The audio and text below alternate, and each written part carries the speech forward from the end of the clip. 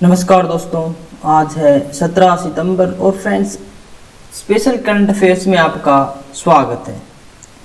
आज का हमारा पहला क्वेश्चन है, ऋण स्थगन का क्या प्रभाव हुआ है? What is the effect of moratorium? तो रिजर्व बैंक द्वारा घोषित ऋण स्थगन के कारण बैंकों और ऋण संस्थानों के नकदी प्रवाह को प्रभावित किया गया है। कोई आरबीआई की घोषणा के कारण बैंकों को तकरीबन 6 माह तक किसी भी प्रकार का भुगतान प्राप्त नहीं हुआ। Due to the moratorium announced by the Reserve Bank has affected the cash flow of banks and lending institutions. Due to no RBI announcement, banks have not received any payment for almost 6 months. हालांकि reserve bank ने यह घोषणा करते हुए बैंकों के लिए नकद आरक्षित अनुपात की आवश्यकता को कम कर दिया था, जिसके कारण बैंकों को अतिरिक्त तरलता प्राप्त हुई थी। प्रत्येक बैंक को अपने कुल कैश रिजर्व का एक निश्चित हिस्सा रिजर्व बैंक के पास रखना होता है, जिसे नकद आरक्षित अनुपात CRR कहा जाता है। उधारकर्ताओं के लिए देश भर में लागू किए गए लॉकडाउन के कारण देश के अधिकांश उद्योगों और व्यवसायों की आय में भारी गिरावट देखी गई थी, जिसके कारण उनके लिए ऋण का पुनर्भुगतान करना काफ़ी मुश्किल हो गया था। इस प्रकार भारतीय रिजर्व बैंक द्वारा घोषित ऋण स्थगन अवधि के कारण न केवल उधारकर्ताओं को राहत मिली है, बल्कि इससे बैंकों के NPA में वृद्धि की संभावना को भी कम किया गया है।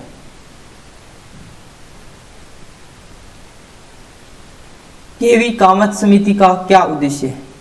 KV Kamat, what is the purpose of the committee?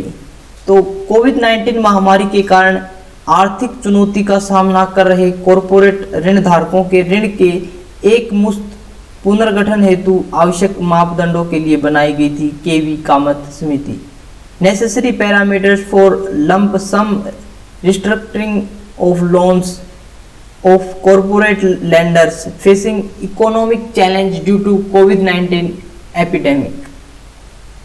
समिति ने कुल 26 अक्षेत्रों में ऋण के पुनर्गठन के लिए 5 वित्तीय अनुपातों और अक्षेत्र विशिष्ट सीमाएं निर्धारित की हैं।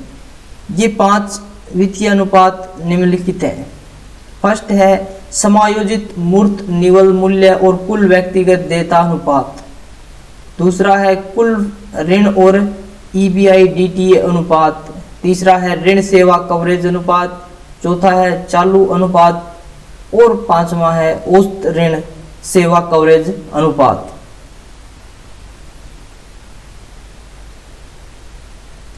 सिगरेट बट के प्रमुख घटक क्या होते हैं?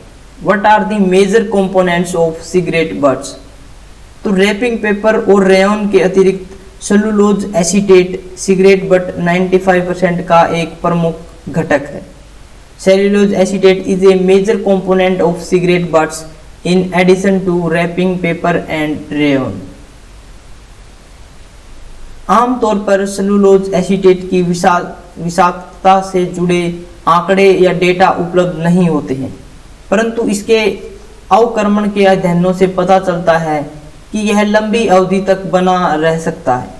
भारतीय विश्व विज्ञान अनुसंधान संस्थान के एक अध्ययन के अनुसार सिगरेट बट की सुरक्षा और विषाक्तता का सटीक अनुमान लगाने के लिए शोध की आवश्यकता होगी, जिससे पर्यावरण और मनुष्यों के स्वास्थ्य पर इसके खतरों का पता लगाया जा सके।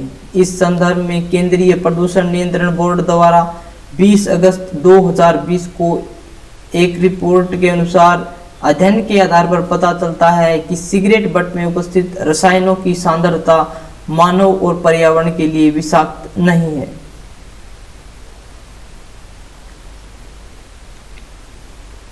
विश्व तंबाकू निषेध दिवस कब मनाया जाता है? When is World No Tobacco Day celebrated? 31 मई, 31 मई को विश्व तंबाकू निषेध दिवस मनाया जाता है। इसका उद्देश्य लोगों को तंबाकू के दुष्प्रभावों के बारे में जागरूक करना और तंबाकू के सेवन में कमी लाना है। 2020 में विश्व तंबाकू निषेध दिवस का विषय युवाओं को उद्योग की हेरफेर से बचाना और उन्हें तंबाकू और निकोटीन के उपयोग से रोकना था। तंबाकू नियंत्रण पर विश्व स्वास्थ्य संगठन फ्रेमवर्क कन्वेंशन भारत सरकार द्वारा 2004 में तंबाकू नियंत्रण पर विश्व स्वास्थ्य संगठन फ्रेमवर्क कन्वेंशन को अपनाया गया था। भारत सरकार द्वारा 2016 में डिजिटल इंडिया पहल के तहत एम सेशन कार्यक्रम की शुरुआत की गई थी। एम सेशन तंबाकू छोड़ने के लिए मोबाइल प्रौद्योगिकी पर आधारित एक पहल है। इसमें यह तंबाकू सेवन को छोड़ने के इच्छुक व्यक्ति और कार्यक्रम से जुड़े विशेषज्ञों के बीच दो तरफा मैसेजिंग का उपयोग किया जाता है। लोगों को व्यापक सहयोग प्रदान किया जाता है। भारत सरकार द्वारा मई 2003 में राष्ट्रीय तंबाकू नियंत्रण कानून पारित किया गया था। इसका पूरा नाम सिगरेट तथा अन्य तंबाकू उत्पादों, विज्ञापनों का निषेध और व्यापार व वाणिज्य, उत्पादन, आपूर्ति और वितरण का विनियमन अधिनियम 2003 है। राष्ट्रीय तंबाकू नियंत्रण कार्यक्रम केंद्रीय स्वास्थ्य एवं परिवार कल्याण मंत्रालय द्वारा 2007-08 में राष्ट्रीय तंबाकू नियंत्रण कार्यक्रम की शुरुआत की गई थी।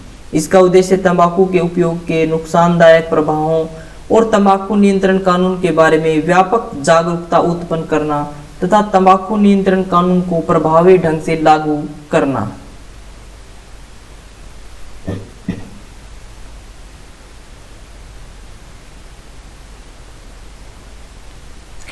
भारत में वन नीति कब बनाई गई थी? When was the National Forest Policy made in India? तो वर्तमान में भारत में राष्ट्रीय वन नीति 1988 लागू है, जिसके केंद्र में पर्यावरण संतुलन एवं आजीविका है। The National Forest Policy 1988 is currently enforced in India, at the center of which is environment, balance and livelihood. इस नीति की मुख्य विशेषताएं और लक्ष्य पारिस्थितिकी संतुलन के संरक्षण एवं पुनर्निर्माण के माध्यम से पर्यावरण स्थिरता का रखरखाव करना, मौजूदा प्राकृतिक विरासत का संरक्षण करना, नदियों, झीलों एवं जलाशयों के जल ग्रहण क्षेत्रों में मिट्टी के अपरदन एवं अनाच्छादन की जांच करना, राजस्थान के रेगिस्तानी इलाकों एवं तटीय इलाकों में रेत के टीलों के विस्तार की जांच करना, वनों की कटाई एवं सामाजिक वानिकी के माध्यम से वन वृक्ष क्षेत्र को लगातार बढ़ाना, ईंधन, लकड़ी, चारा, लघु वन उत्पाद, मिट्टी एवं ग्रामीण व आदिवासी आबादी की लकड़ी की आवश्यकताओं को पूरा करने के लिए कदम उठाना, राष्ट्रीय आवश्यकताओं को पूरा करने के लिए वनों की उत्पादकता बढ़ाना, वन उपज के कुशल उपयोग और लकड़ी के इष्टतम उपयोग को प्रोत्साहित करना, रोजगार के अवसर पैदा करना और महिलाओं की भागीदारी बढ़ाना।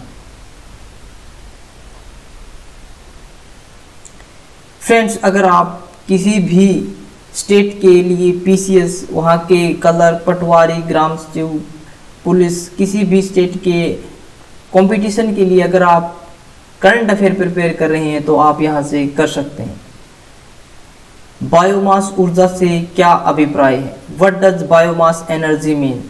तो बायोमास ऊर्जा जीवित या मृत जीवियों, वनस्पतियों से उत्पन्न ऊर्जा है।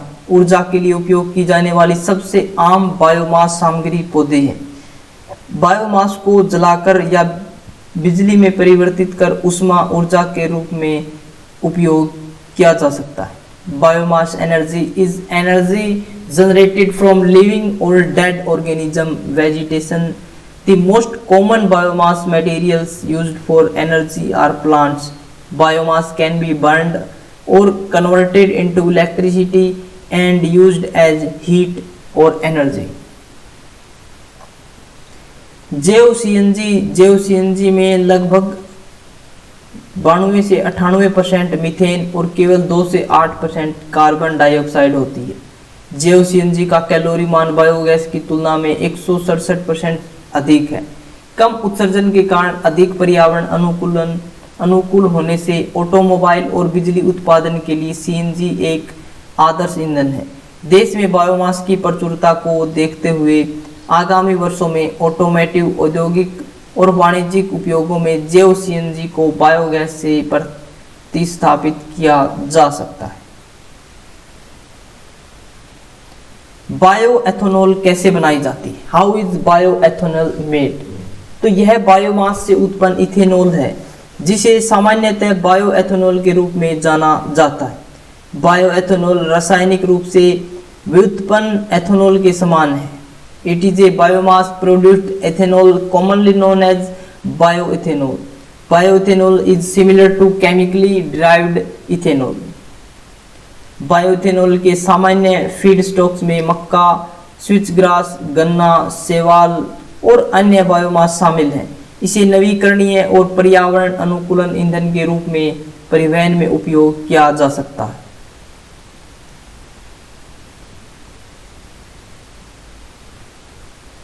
औद्योगिक उत्पादन सूचकांक क्या है? What is the index of industrial production?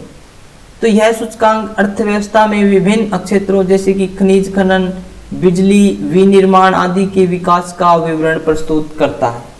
The index provides the detail of the development of various sectors in the economy such as mineral mining, electricity, manufacturing, etc. इसके अंतर्गत किसी समीक्षाधीन अवधि, आमतौर पर कोई विशिष्ट माह के दौरान औद्योगिक उत्पादन और क्षेत्र विशिष्ट के प्रदर्शन को मापा जाता है।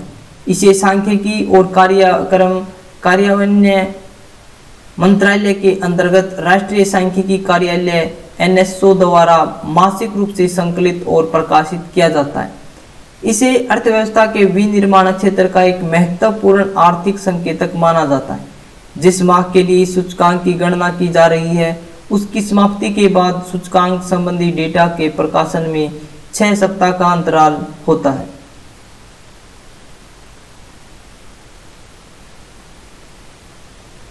घाटे का प्रत्यक्ष मुद्रीकरण क्या होता है? What is the direct monetisation of loss? तो इस प्रकार की व्यवस्था के अंतर्गत सरकार प्रत्यक्ष तौर पर भारतीय रिजर्व बैंक के साथ व्यवहार करती है और उसे सरकारी बॉन्ड्स के बदले में नई मुद्रा छापने के लिए कहती है। Under this type of arrangement the government directly deals with reserve bank of India and ask it to print new currency in exchange for government bonds। नई मुद्रा छापने के बदले में आरबीआई को सरकारी बॉन्ड्स प्राप्त होते हैं, जो कि आरबीआई की परिसंपत्ति है।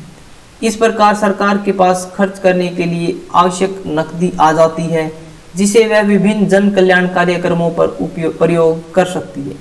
मौजूदा महामारी के दौर में कई विश्लेषण सरकार के घाटे को पूरा करने के लिए प्रत्यक्ष मुद्रीकरण को एक विकल्प के रूप में प्रस्तुत कर रहे हैं, किंतु सरकार इस विकल्प को सबसे अंतिम उपाय के रूप में ही देखेगी, क्योंकि इसके साथ निहित समस्याएं सरकार को इसका प्रयोग न करने के लिए मजबूर कर रही हैं। जो व्यक्ति बदले की भावना रखता है, वो दरअसल अपने ही घाव को हरा रखता है। किसी के साथ हमारा कुछ भी झगड़ा हो जाए, मान सकते हैं आप, तो फ्रेंड्स अगर हमारे अंदर हमेशा बदले की भावना रहेगी, तो हमें वह घाव हमारा हमेशा याद रहता है। हम उसको छोड़ करके अपने कार्य जो हमारी सफलता के लिए आवश्यक हैं, जो हमारे लक्ष्य की ओर हमें ले जाते हैं, उनकी ओर ध्यान देना चाहिए, न कि हमें बदले की भावना रखनी चाहिए। क्योंकि बदले की भावना से सिर्फ हमें वो हमारे जो भी हमारी समस्या थी पहले, वो याद रहती है, हमारे घाव हमेशा हरे रहते हैं। फ्रेंड्स, अगर आपको वीडियो अच्छी लगी तो इसे लाइक करें, शेयर करें और हमारे चैनल को सब्सक्राइब करें, ताकि आपको नोटिफिकेशन मिलता रहे। अगर आपको इसकी PDF चाहिए तो आप हमारे टेलीग्राम ग्रुप से डाउनलोड कर सकते हैं, जिसका लिंक हमने डिस्क्रिप्शन बॉक्स में दिया हुआ है। आज के लिए इतना ही फ्रेंड्स। Thanks for watching.